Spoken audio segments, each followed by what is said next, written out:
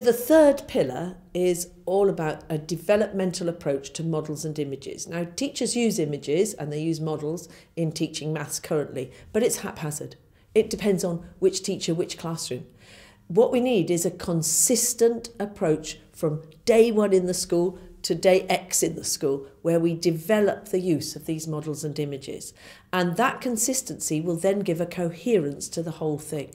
And it's consistency and coherence that are crucial here, if you're going to have a developmental approach, which I very much believe in. So on Abacus, we've developed the use of interactive models and images. So we have, for example, specific images to do with the empty number line.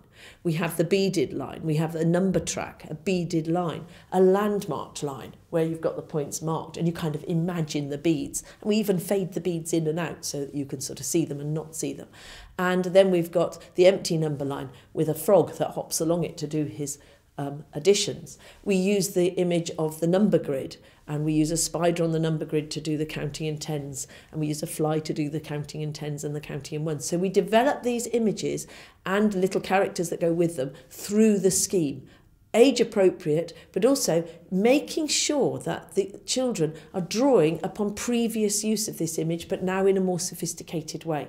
So it's taking a developmental approach to the use of images and models that is key and has a really substantial effect upon children's learning, because they're so used to this and it's so well bedded in how they understand maths, that when they move on to do harder things, it's not such a struggle. So that's how we can cope with the challenges of the new curriculum, by making sure that these images and models scaffold children's learning as they move through.